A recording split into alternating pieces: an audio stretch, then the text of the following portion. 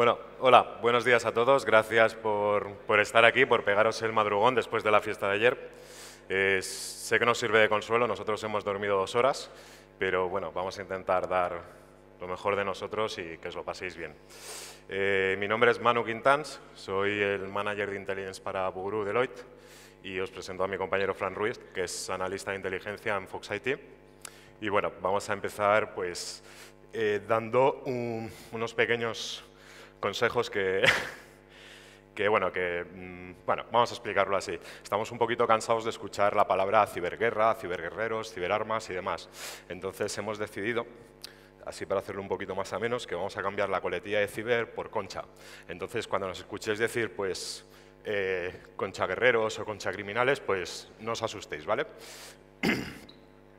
Bien, y lo siento para los que tengan que traducir.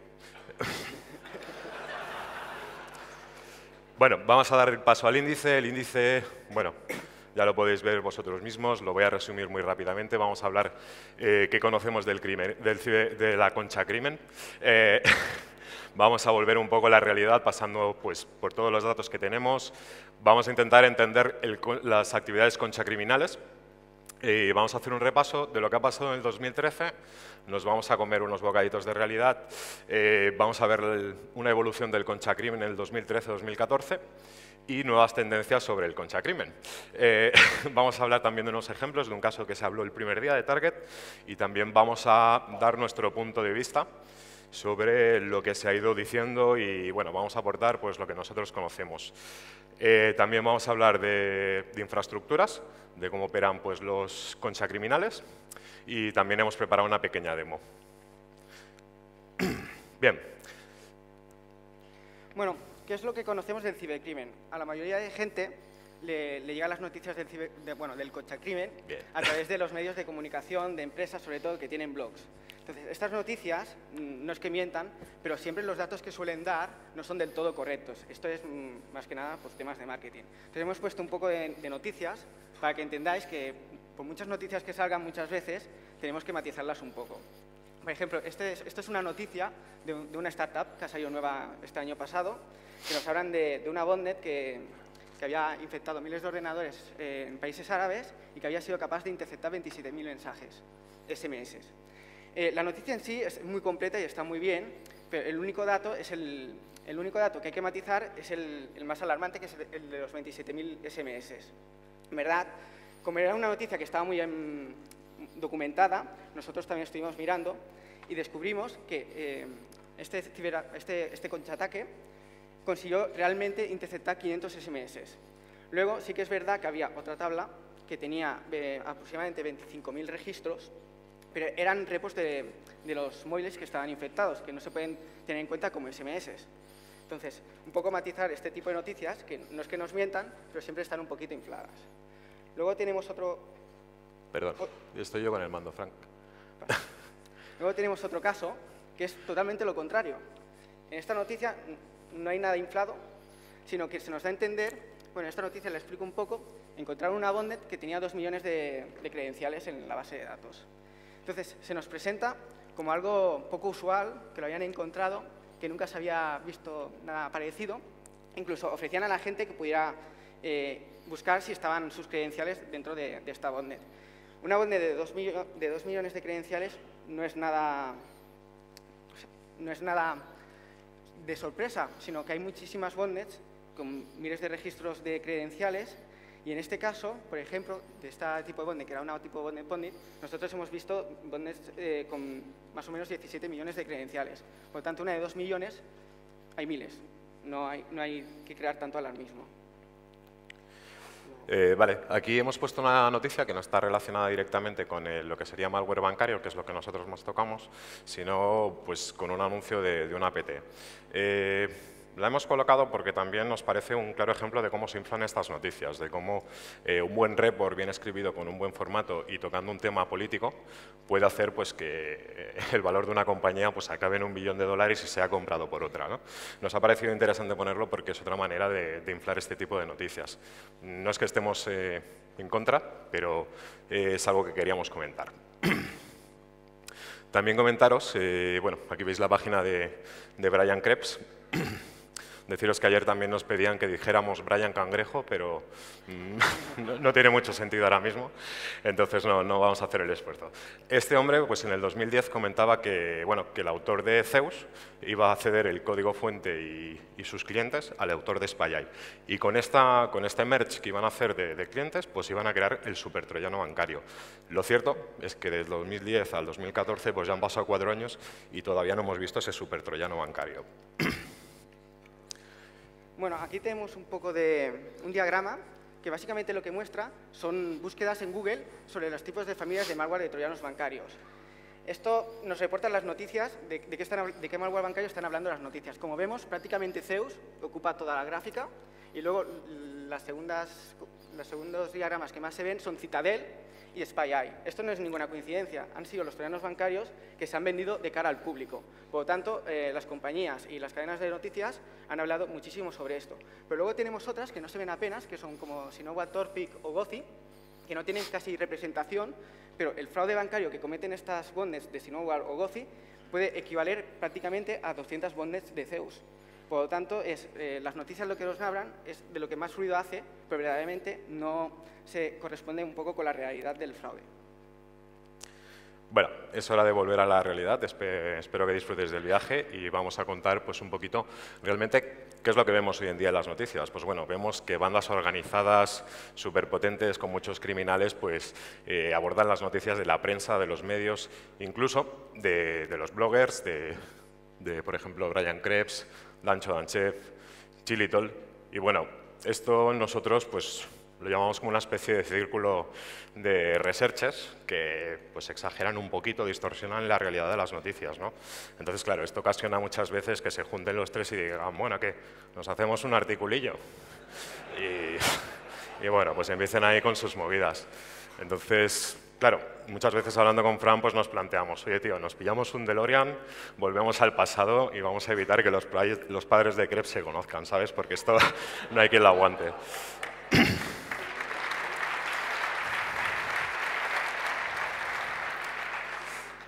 Bien, para continuar vamos a entender un poco cuáles son las actividades que realizan los cibercriminales. Lo hemos preparado pues, en diferentes capas. Esta sería la capa más baja. Digamos que dentro de las organizaciones criminales están las más organizadas, las menos organizadas y las que están en el nivel en el nivel 1, que sería el más bajo. Aquí podemos encontrar pues, todo tipo de foros, mail lists y demás. Vienen a ser foros donde se suelen intercambiar pues, RATs, packs de crimeware de muy baja calidad, con muy poco impacto, y bueno, son foros del tipo pues, Hub Forums, Damage Labs, indetectables, que aunque salga la noticia de careto, pues vienen a ser foros que no tienen una repercusión como organización criminal. Vienen a ser foros de un nivel pues, bastante bajo y es donde se empiezan a iniciar. Tendríamos una segunda capa, con unos foros y unos accesos un poco más elevados. Aquí, digamos que están empezando a profesionalizarse. Están consiguiendo recursos a más accesos. Están comprando y vendiendo servicios.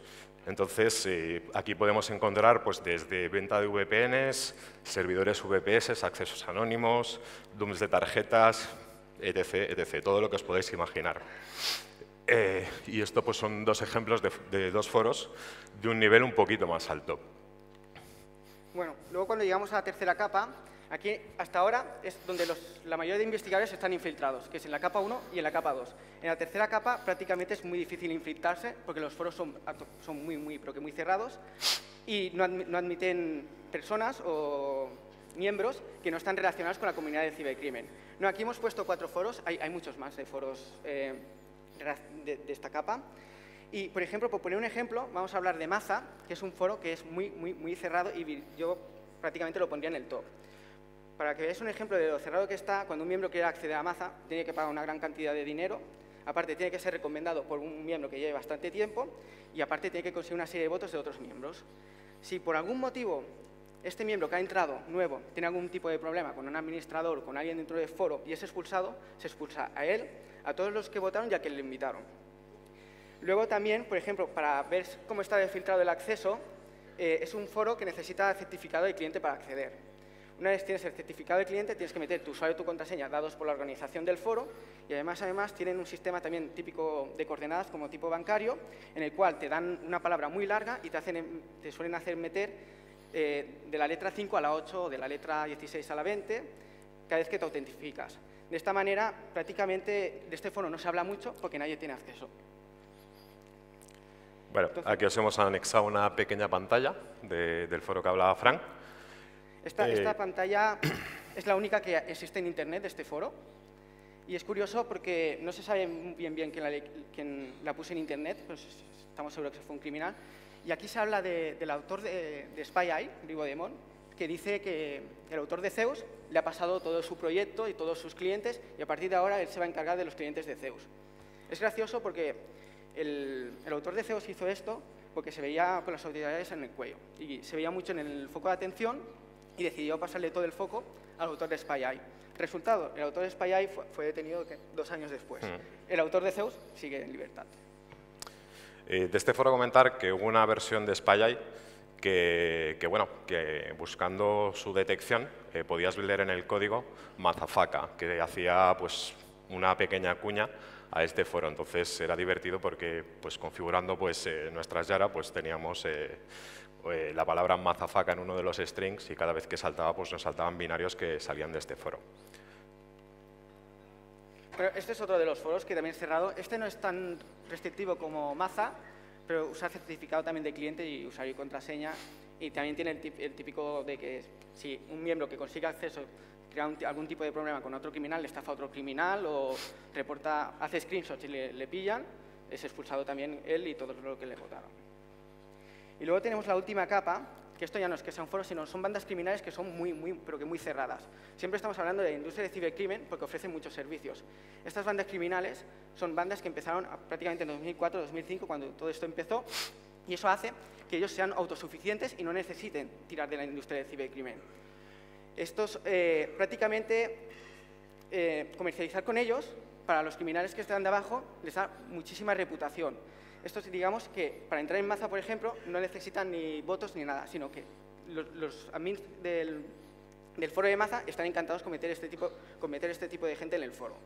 Y bueno, y aquí hemos puesto Zeus Peer-to-Peer, CryptoLocker, Gothy, Sinowal, me parece. Hay muchos más grupos, son unos ejemplos.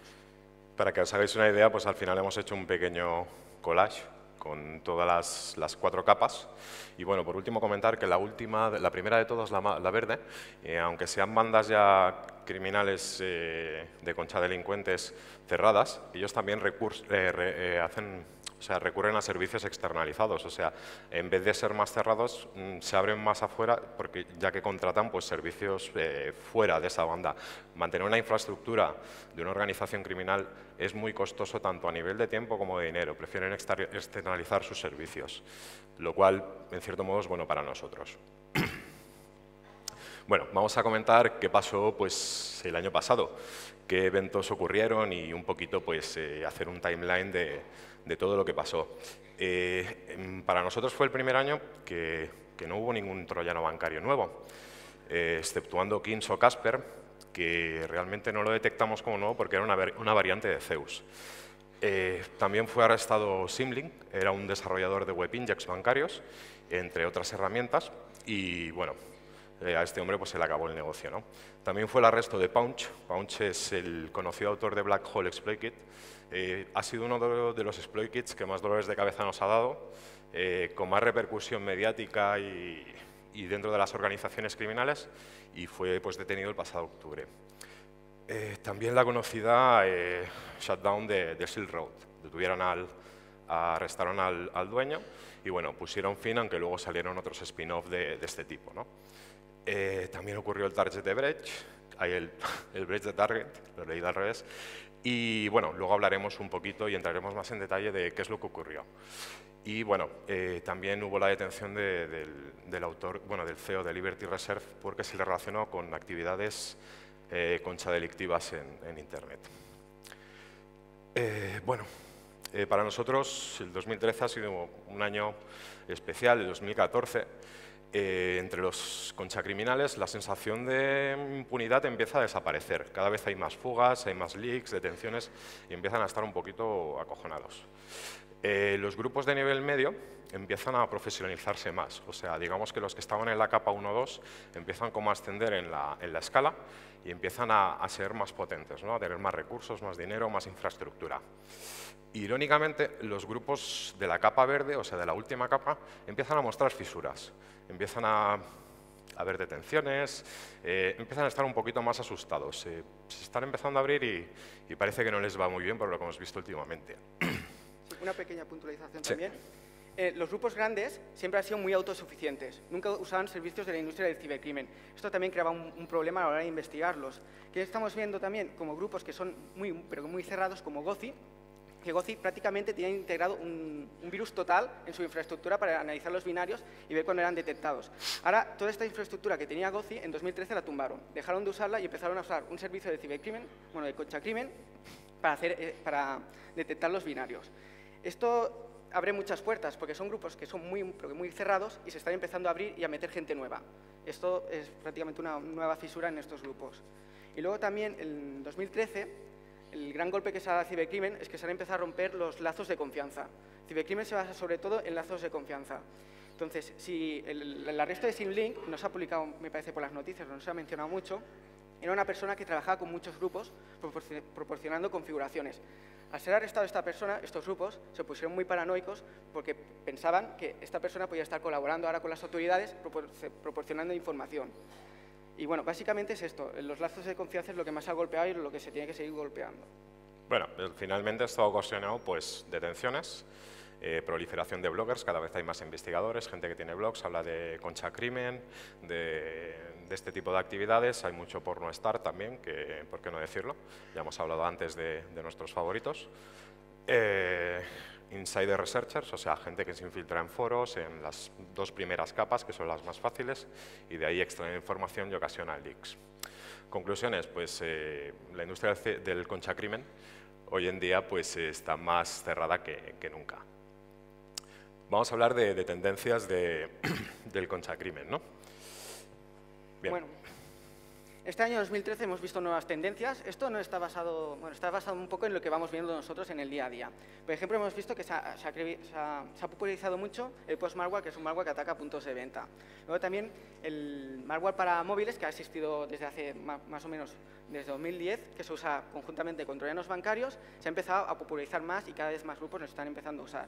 También el tema de criptomonedas. Con la subida de Bitcoin a finales de año, muchos grupos han empezado a migrar las botnets y a ponerlas a minar. Y luego también CryptoLocker y TalkLocker, que ahora después hablaremos un poco. Entonces, de puntos de venta. ¿Por qué se ha popularizado esto? Nosotros creemos que uno de los motivos, porque el malware para puntos de venta hace años que existe, y este de 2013 es cuando se ha popularizado más.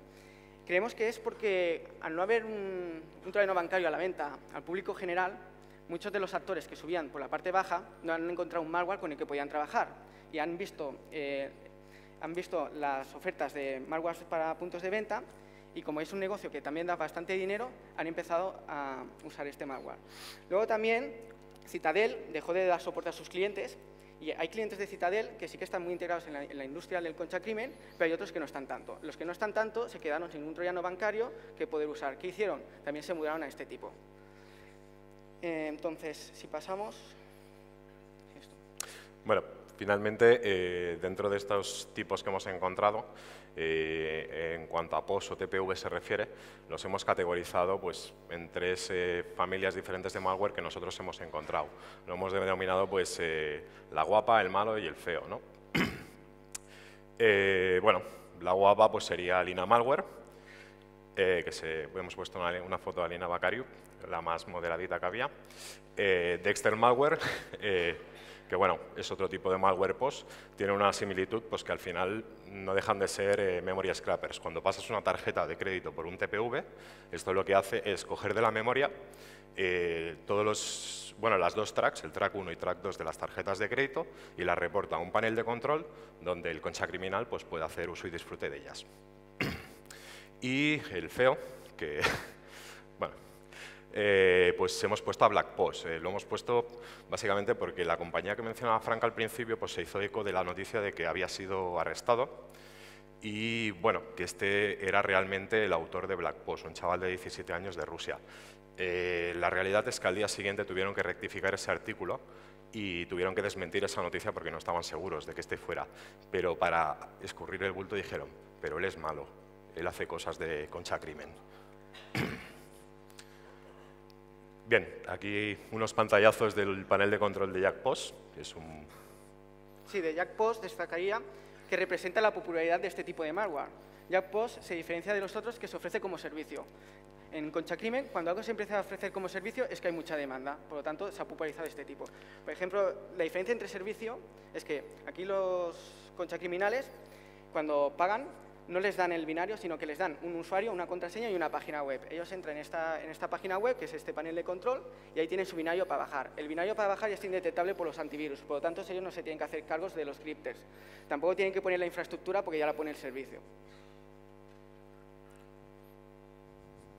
Y luego también hemos visto que se está empezando a popularizar sobre todo el malware para móviles juntamente con troyanos bancarios. Esto del primer caso fue en 2010, pero en 2013 es cuando se está empezando a usar y esto lo notamos como cada vez más grupos empiezan a añadir configuraciones en los troyanos bancarios para usar este tipo de malware. Tenemos el Perkele, que lo que hace es enviar los SMS al panel control, pero como he dicho antes, también aparece eBanking, que se ofrece como servicio. Cuando algo se ofrece como servicio es que se está popularizando. Entonces, si pasamos, este es el panel de control de eBanking. Es un malware para Android. Vemos que tiene muchas funcionalidades relacionadas con Android, como reportar la agenda de contactos, la lista de llamadas, pero ellos básicamente lo que usan es lo de los SMS para hacer fraude bancario.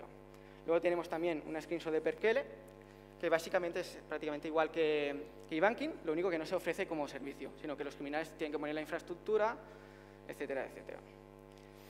Luego también el auge en criptomonedas. Esto es una gráfica de Bitcoin. Vemos cómo pega un subidón y los criminales al ver ese subidón vieron ahí una oportunidad de negocio. Entonces, por ejemplo, tenemos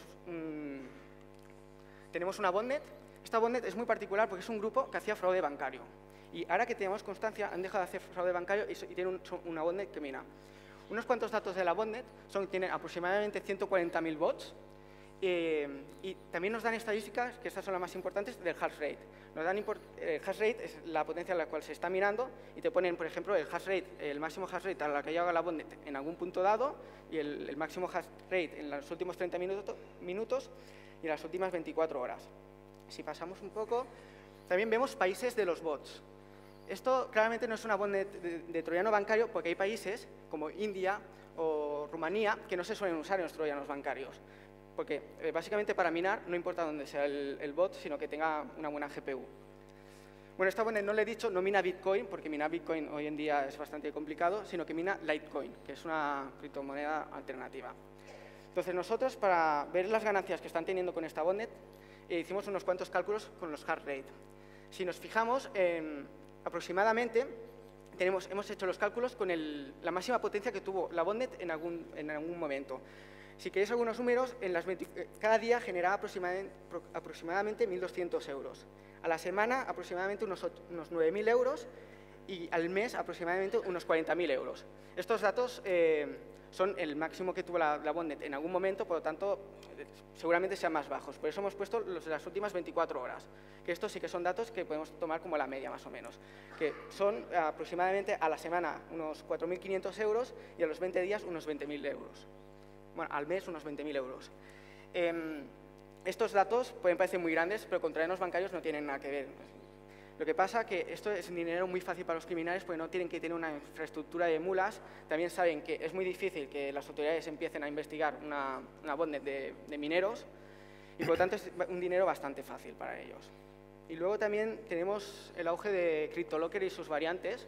Esto no deja de ser la evolución del ransom que hemos tenido años pasados, en los cuales se nos metía un antivirus que te bloqueaba medio ordenador y te decía que tenías que pagar porque estabas infectado. Este tipo de malware ya no se usa, sino que ha evolucionado y ahora tenemos el malware que cifra los archivos y luego pide que pagues para poder recuperarlos.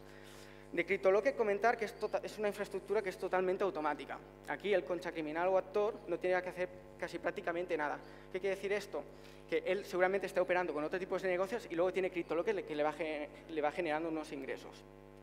porque ya cuando una persona paga, el sistema detecta que ha pagado y automáticamente cuando visita la URL le permite bajar las keys privadas. Unos cuantos datos para que veáis lo bien que funciona CryptoLocker. En 2013 generó aproximadamente 1000 bitcoins. Si hacéis el cambio a dólares o a euros, pues ya tenéis unos cuantos números. Bien, vamos a hablar de un ejemplo, ya lo hemos comentado antes, de Target. Entonces, pues bueno, vamos a poneros el timeline de la visión pues, de nuestro amigo Brian, ¿vale? Que hizo un timeline detallado. Y bueno, no es que él estuviera en el incidente ni se enterara. Nosotros llegamos a la conclusión de que bueno, esta persona pues, tiene pues, contactos o soplones que le van diciendo cosas para que publique en su blog. Al final, bueno, os comentaremos las conclusiones a las que hemos llegado con este tipo de información y os vamos a aportar un poco de nuestra visión por lo que hemos podido analizar de este caso. Todas estas pruebas, comentarlas o estos datos que vamos a ofrecer son análisis reales, no nos lo ha dicho nadie, lo hemos visto. Entonces, bueno, vamos a intentar ser lo más realistas posibles dentro de lo que podemos hablar. También comentar que la gente de Target, como medida después de esta publicación, lo que hizo pues, fue pues, una página de preguntas frecuentes que decía, bueno, si yo soy cliente de Target, estoy afectado, ¿y qué puedo hacer? ¿No? Y te daba una serie de consejos que podías seguir. Bien, vamos a empezar con los dibujos animados. Hemos dibujado un escenario, aprovechando el logo de Target, que nos va genial al pelo, donde pues, tenemos el atacante, Internet y una máquina que está expuesta. Esta máquina no está comprometida ni nada. Entonces, según la información que nosotros tenemos, el atacante aprovecha pues, unas credenciales de una botnet para conseguir acceso a esta máquina. O sea, como veis, las botnets al final no sirven solo para robar dinero, sino para conseguir acceso a mails, a cuentas de corporaciones, de correo personal, etc, etc. Bien, vemos que el atacante se desplaza hacia este ordenador que va a utilizar para pivotar. Una vez está en la red de Target, lo que hace el atacante es pasarse 3 días en ese equipo analizando toda la infraestructura de Target. ¿Qué es lo que descubre? Que empieza a ver dentro de esa infraestructura sistemas TPVs. Bien, el atacante, cuando ha hecho ese discovery de esa red, empieza a desplegar pues, su bicho. Y este empieza a capturar las tarjetas de créditos que están en esos TPVs. Bueno, ¿qué es lo que hace? Pues después de abastecerse de dinero y de tarjetas, pues sale ahí con cara de troll y se pira para casa con toda la pasta. Bien, aquí en la noticia inicial, en el timeline de Brian, comentaban que este actor, este concha criminal, había utilizado BlackPost, lo que el software para cometer fraude con tarjetas de crédito anteriormente.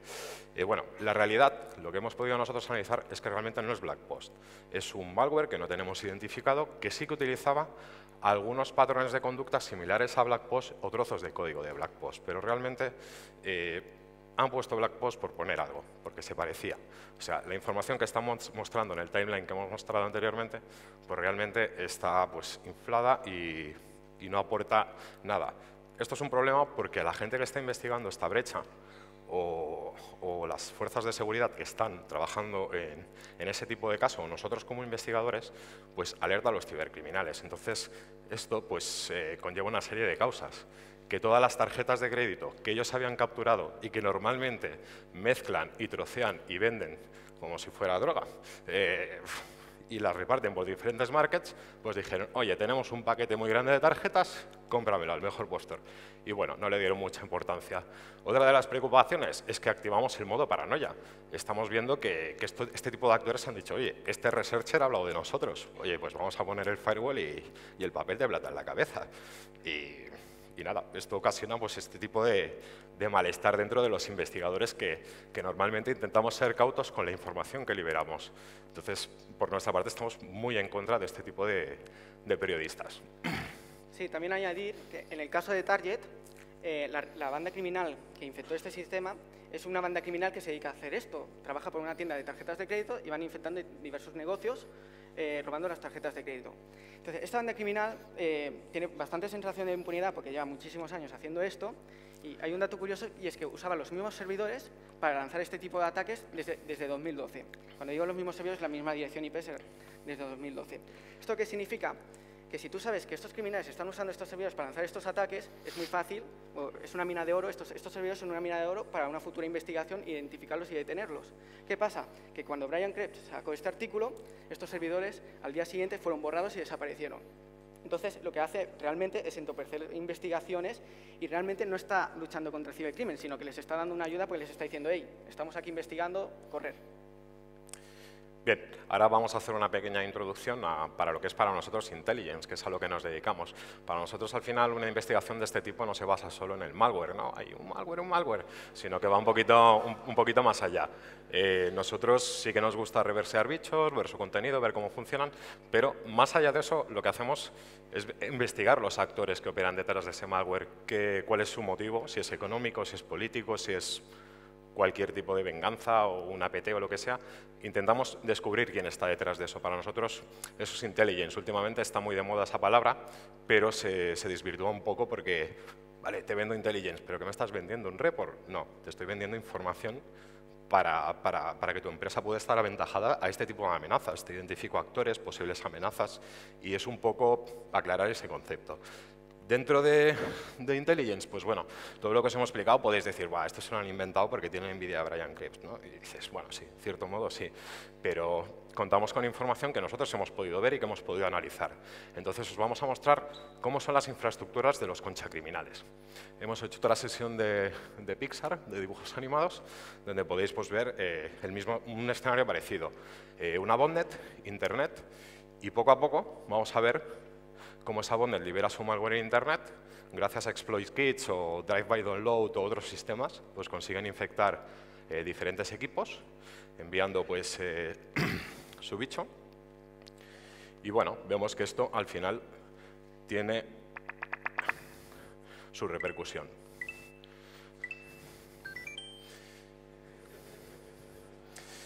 Bien, esto es una infraestructura base. Normalmente son servidores hackeados o servidores VPS que compran en diferentes markets. Es una infraestructura muy sencilla que para nosotros pues, resulta bastante fácil de averiguar quién es el actor que está detrás o bueno, cómo operan, de qué manera operan. Sería la infraestructura más básica, correspondería a la capa 1.2 y bueno, es lo más básico que podemos encontrar de este tipo de organizaciones. También tenemos infraestructuras un poco más profesionalizadas, por ejemplo, que incluirían un proxy entre medio para dificultar nuestra investigación, y es una capa de seguridad más que ellos añaden para entorpecer pues, nuestras investigaciones, ¿no? Bueno, vemos cómo el malware se va moviendo por Internet y también se llevan la pasta y premio. Bien. Vemos otro tipo de infraestructura muy similar, pero en esta vez pues dicen, pues vamos a meter dos proxies porque Manu y Frank pues, son unos pesados. Bueno, pues bueno, también sabemos que operan de esta manera porque nos hemos topado con este tipo de infraestructuras y bueno, al final en vez de añadir una capa de seguridad, añaden dos capas de seguridad. Distribuyen el bicho, se llevan la pasta y ahí la tienen. Bueno, luego también tenemos botnets de tipo Fastflux. ¿No? Para entender cómo funciona una botnet de tipo Fastflux, tenemos que tener en cuenta que son como dos botnets, la botnet de troyano bancario y la botnet de Fastflux. Entonces, cuando un bot se va a conectar, resuelve un dominio y este dominio sale las IPs que están dentro de la botnet de Fastflux, que normalmente pueden ser o usuarios también infectados por este tipo de botnet o servidores hackeados. Entonces, si tú resuelves un dominio de estos, te salen 5 o 6 IPs, si lo resuelves dentro de 5 minutos, te vuelven a salir otras 5 o 6 IPs diferentes. Esto básicamente es una protección para proteger la IP del backend y que nunca sufra un takedown. Luego tenemos una variante también con Fastflux, la siguiente, que incorpora un proxy en medio.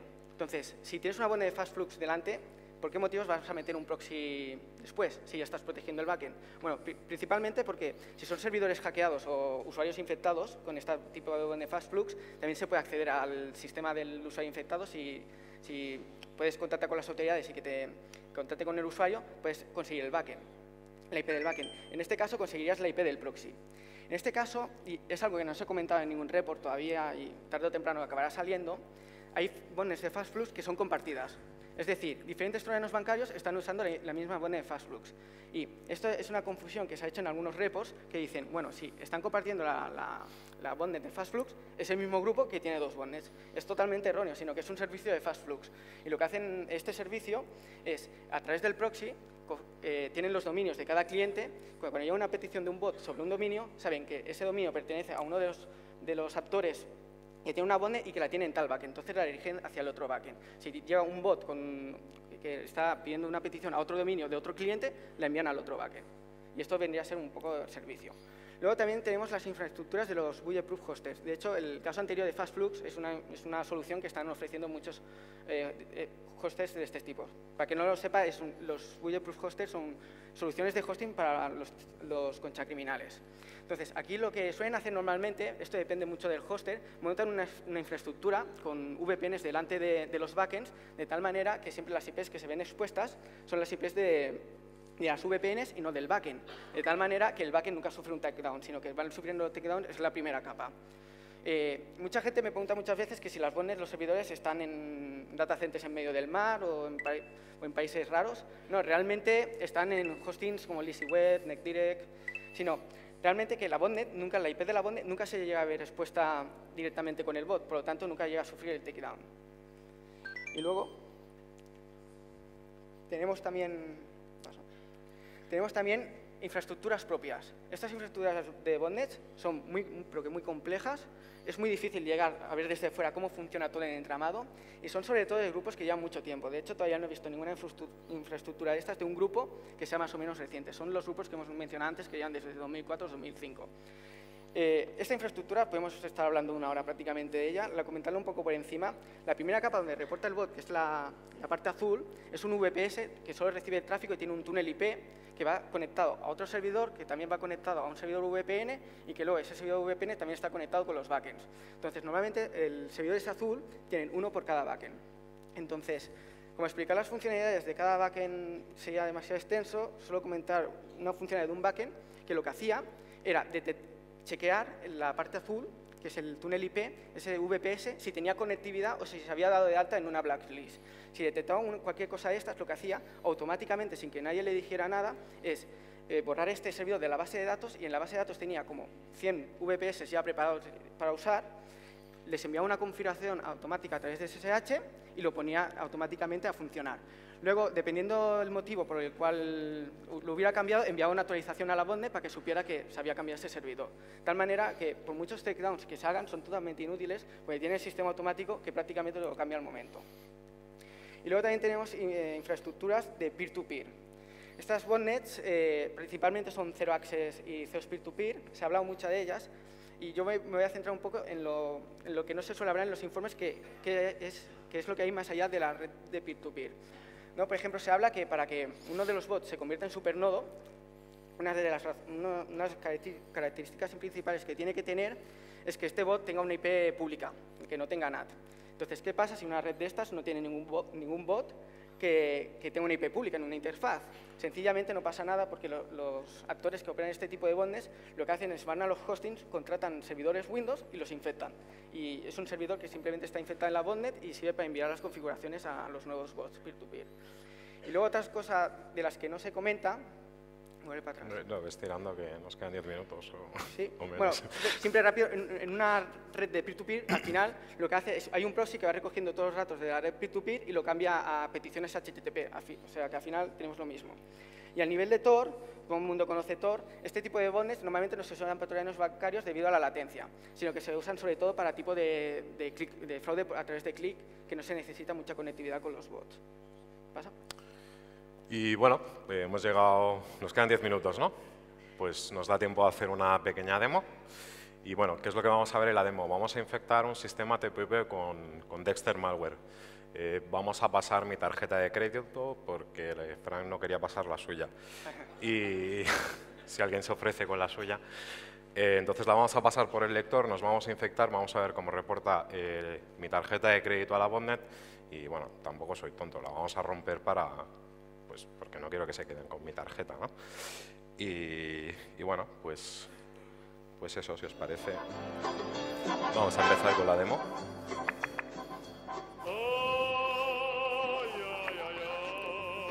Vamos a trolearla un poco, ¿no?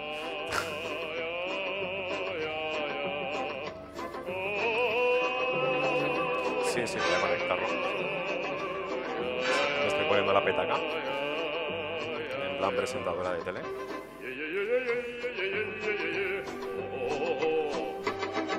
Me encanta. ¿Podemos cambiar el portátil, por favor?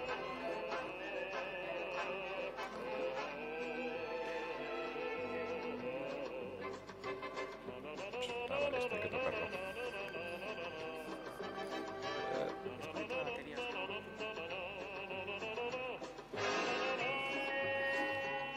Bueno, parece que me está troleando ahora el portátil. Hola. ¿Es posible que no llegue señal o...? Vale. Si no os lo puedo explicar y os fiáis de lo que hay aquí. Os explico, hay un software que lo que hace básicamente, hemos traído una MSR 206 que nos han dejado muy amablemente desde la policía. Y bueno, básicamente es un lector grabador de tarjetas de crédito. Es lo más comprado por los ciberdelincuentes, perdón, los conchadelincuentes. Y bueno, básicamente pues permite, aquí, en este ahora, FN 720-50p. Vale.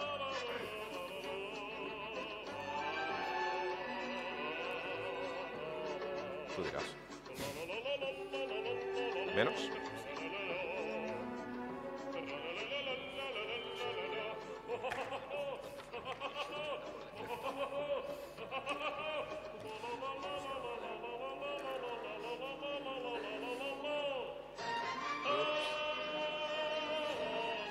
Bueno, os lo vais a tener que creer. Le voy a dar la vuelta al portátil, al menos lo vais a ver en chiquitín. Esto es un software que se llama The Jerk. Lo que hace este software es el encargado de, básicamente, de leer estos datos o de permitir grabárnoslo. Funciona con un driver especial, el cual se tiene que configurar para este tipo de dispositivo. Y bueno, lo vamos a preparar. Veréis que aquí hay un LED verde. Lo vamos a poner en modo lectura. Y vamos a pasar mi tarjeta, pero no sin antes infectarnos con el bicho. Vamos a asegurarnos de que tenemos internet, porque luego sería un poco fail que no me pudieran robar la tarjeta.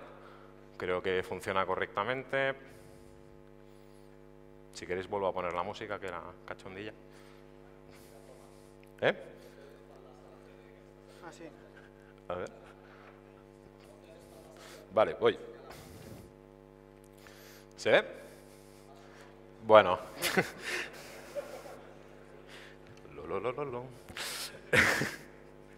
Bien, bueno. Una moneda, ¿no? Gracias. Hola. Bien, me voy a sentar así en plan... Bueno, básicamente al final, bueno, aquí tenemos un bicho que es Dexter, como hemos comentado antes, es el postgrabber. Esto lo que hace de la memoria del sistema operativo, pues es capturar la track 1 y la track 2. Entonces, bueno, es un malware que cuando lo ejecuta en el sistema operativo se elimina a sí mismo una vez infectado y evita que se pueda volver a infectar con otro tipo de malware de este tipo. Entonces, pues bueno, pues como nos gusta el riesgo, lo voy a ejecutar. No habéis visto que se borra, os lo tenéis que creer, pero se acaba de borrar. Y, como os he dicho antes, hemos cambiado el estatus de la tarjeta de crédito, mi tarjeta, con una pegatina, para que no se enfade mi banco, y vamos a pasar la tarjeta. Básicamente, vamos a hacer que pase bien, se vuelve a poner el pilotito en verde. Entonces, los datos ahora mismo están en la memoria del equipo infectado. Entonces, vale, aquí previamente hemos metido un sniffer, hemos sacado la IP y el directorio de donde está el gate. ¿Vale? El gate es el fichero que configuran los conchadelincuentes o que utilizan en su panel de control, donde se van a reportar esos datos. Entonces, vais a dejar de ver mi culete y nos vamos al portátil. Aquí nosotros, pues previamente hemos detectado el panel de control y vemos que nos pide pues, una autenticación. Bueno, lo vamos a centrar un poquito.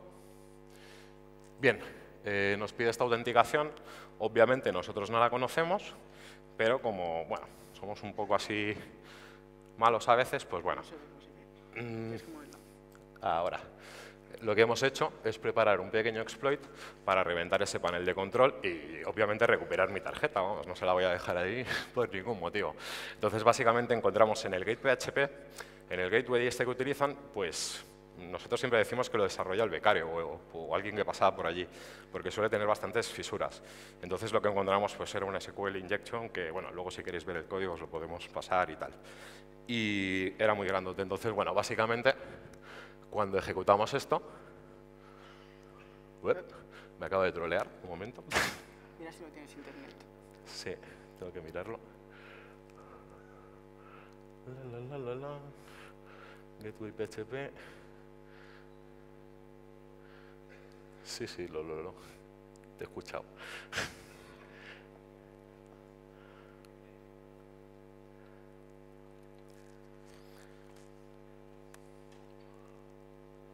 Vaya. A ver si han parchado ahora el de este y me quedo sin tarjeta. ¡Qué putada! Sí, encima aplaudirles. Ponlo aquí. A ver, ¿tienes internet? Mira uno de los últimos que usamos. Sí. Aquí está. A ver. O sea, uno de esos, ¿no? Sí. Vale. No, tío. A ver. ¿Tiene internet? Sí, tío, sí tiene internet. Es que este servidor está fuera. ¿Y no tienes la versión antigua que mostraba los errores? No. ¿Lo probaste? No. Sí. Bueno, esto es un poco fail porque me voy a quedar sin tarjeta y, y no lo vais a poder ver. A ver, voy a hacer una última prueba aquí en mi privacidad sin que vosotros lo veáis.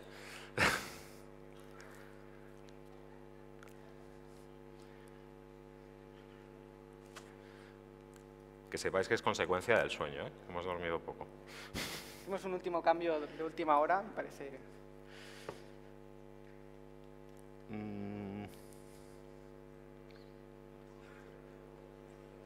Claro, tienes por SSH, ¿no? Vamos a ver.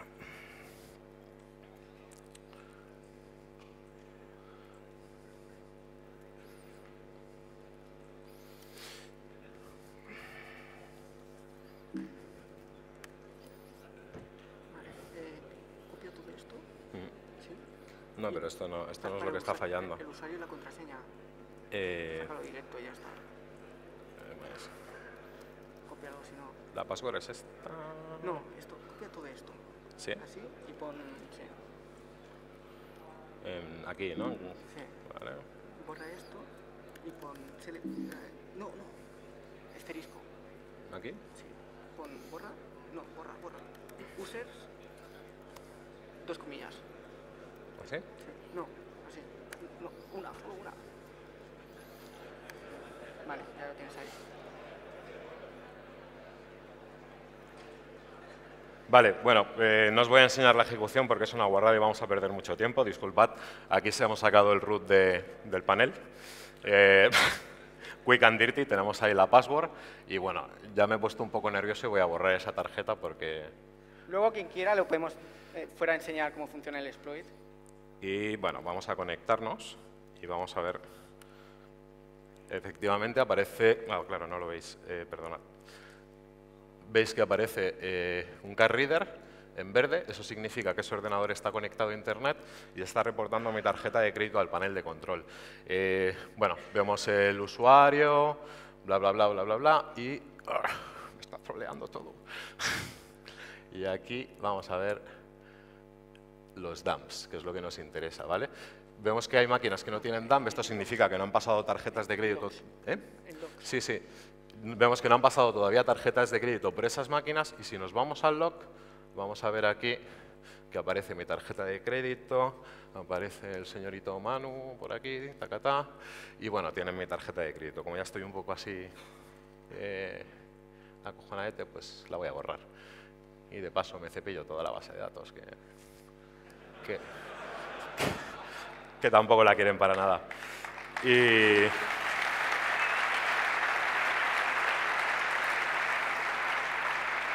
bueno, queremos agradecer a nuestras empresas, a fuerzas de seguridad del Estado que también nos han ayudado, nos han facilitado el dispositivo para escanear tarjetas. No queríamos comprarlos porque seguramente aparecería la policía por casa y tal, y más valía pedirlo por las buenas. Y bueno, muchas gracias a RootedCon, se han portado muy bien como nosotros, como cada año, y gracias a vosotros pues, por aguantar estos pequeños fallos que hemos tenido, no los tengáis en cuenta, y gracias a todos.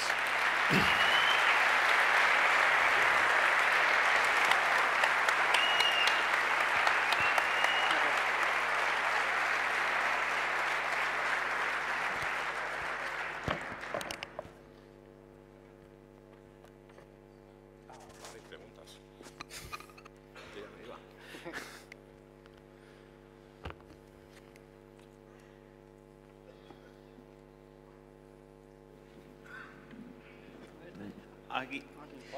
Hola. Hola.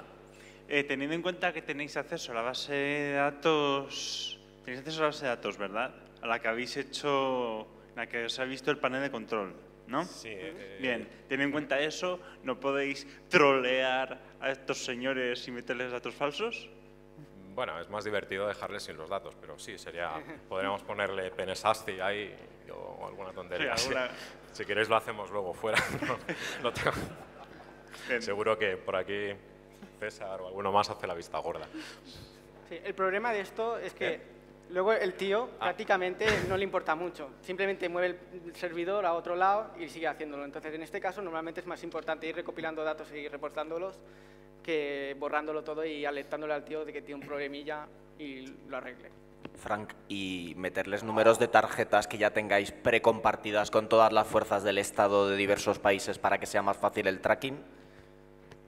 Sería otra opción, yo nunca lo he probado con ellos. Normalmente se comparte con los bancos, más que con las fuerzas de los estados. Pero sí, pero de esto no hay nada hoy en día.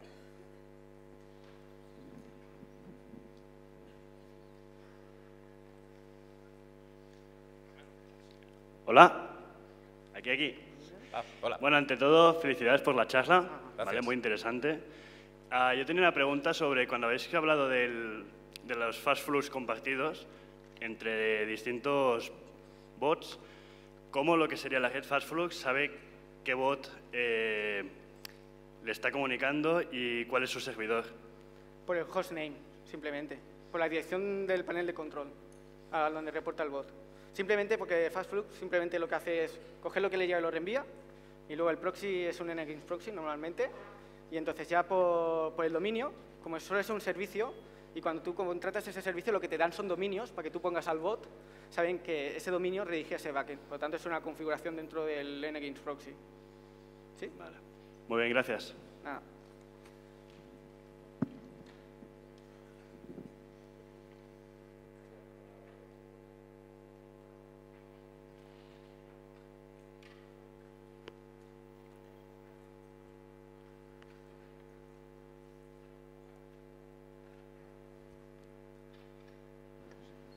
Buenas. Hola, ¿qué tal? Ya que os dedicáis un poco a la inteligencia de este tema, ¿habéis intentado modificar el HTML de la aplicación del malo para obtener información de cuándo se conecta, de qué navegador usa, intentar obtener la IP por con varios trucos, etcétera? Es una buena idea, pero estamos bastante sobresaturados como para perder tiempo con estas cosas. Normalmente nosotros lo que hacemos es recolectar datos, un poco de inteligencia, también dependiendo la amenaza si es muy grande o no, y la vamos reportando. Nosotros no lo hemos hecho, pero sé de gente que sí que lo ha hecho.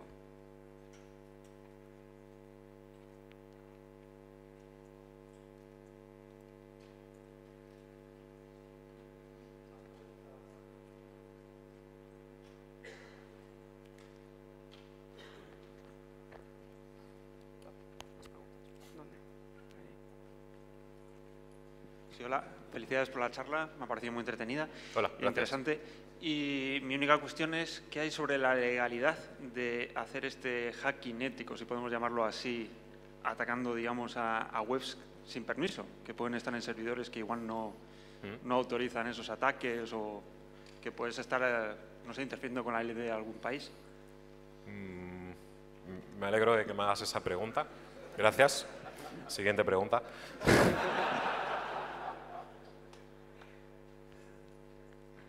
No. ¿El qué? Sí, al fin y al cabo, en temas de Intel se hace mucho esto. Los criminales evidentemente no te van a denunciar y no se suele hacer más gran cosa que recopilación de datos estadísticos para reportar. No se suele hacer mucha más cosa. No sé si te contesto un poco. No. Pero es una muy buena pregunta, ¿eh? Gracias.